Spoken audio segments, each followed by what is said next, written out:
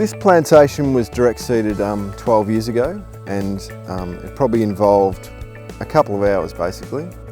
It shows all the characteristics of what we want in a shelter belt or a windbreak, in that it's nice and long, it's got good density now. After 12 years you can see how thick it is.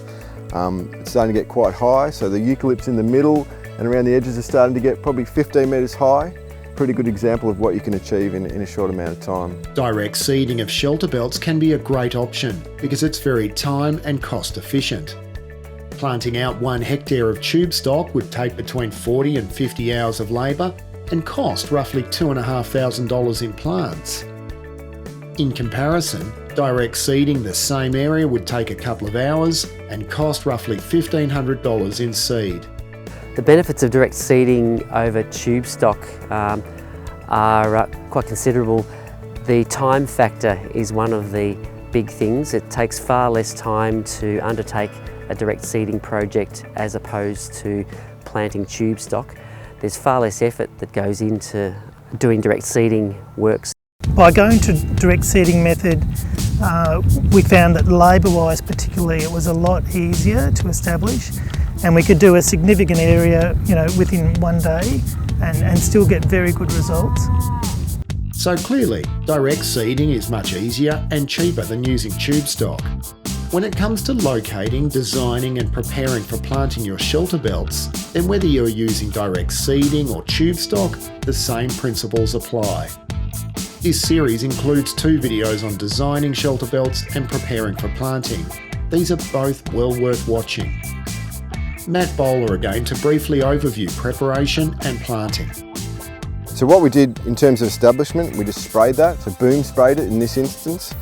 Boom sprayed it twice with Roundup or a glyphosate mix, and then a couple of months later, in August I think it was, direct seed it with what's called a ripper seeder. And so the ripper seeder is like a tractor mounted delver type plough, and it just goes through, creates a nice wide furrow, and then we hand broadcast seed. Traditionally, direct seeding was limited to country that you could drive a tractor or 4-wheel drive onto.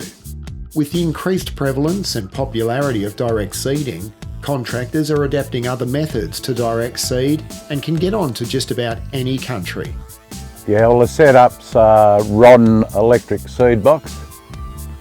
We normally sow at a rate of about 400 to 500 grams per kilometre, and you can put this machine over country that no other machine can go over, really steep country. You'd be battling to walk up it. And the other thing with steep country is that we try to seed it on the contour as much as possible, because if you don't, you can have soil erosion through water. The benefits of direct seeding don't end with low costs and vastly reduced labour requirements. Matt Bowler again. The other good thing about direct seeding is that if it's a dry season, a lot of the seedlings will only germinate and grow to like an inch tall, and then they'll stop because they recognise it's a dry season, and then they'll take off when the rain comes. And also too, you can get multiple germinations throughout the year. You might get some germinate on each rainfall, and then the plants will come when the conditions are suitable. Sometimes with tube stock, when you're planting them individually, you can get caught out because in a dry season you plant this beautiful 30 centimetre high tube, and if you're entering a drought, that's got a lot of water needs. And so 2006, when we had the really bad drought down here, a lot of our direct seeding survived and thrived, and a lot of our tube stock plantings actually died because their water demands as a young tree were more than that season could provide, whereas the direct seeded stuff just germinated and then sort of stayed at a certain height and then took off when the rain came back. Like planting tube stock, direct seeding requires a strategy as to where the plants are located in the shelter belt. Importantly, your large trees should be positioned in the middle of the shelter belt, away from the fences.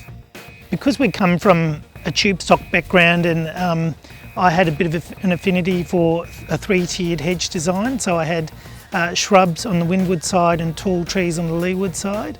I did want to replicate that in some of my direct seeding projects. So what we did is we had our seed mixed, so we had our shrubs and low trees on on the extremities of our shelter belts and the taller trees within and the inside. So what we actually had to do was, sow the outside, I guess, remove the seed and then put the other mix in to sow the inside. With any shelter belt planting project, the key is to plan ahead and be well researched. The most important thing when embarking on a direct seeding project is to be well researched. And I came from a background where I didn't know a lot, so I had to consult closely with land care locally and with other people further out from my district that had been involved in direct seeding programs. But also, like tube stock, your weed management is really paramount. So as I say, like post the autumn break, it needs to be properly sprayed to conserve the moisture, and you might even require a second spray prior to going into seeding. So when you're considering doing a planting, I would always consider direct seeding first because it's quicker, it's more efficient, and in this case you end up with a really natural kind of mix. It's thick and got lots of diversity. So you're harnessing those natural characteristics. After a bushfire or after a flood, a lot of these native plants want to grow anyway, so what you're trying to do is just replicate those conditions. Because why would you go and do all the hard labour of planting tree by tree when you can harness nature and end up with a result like this after only 2 hours work 10 years ago. You can find out more on this story or any other profitable dairying project at www.dairyclimatetoolkit.com.au.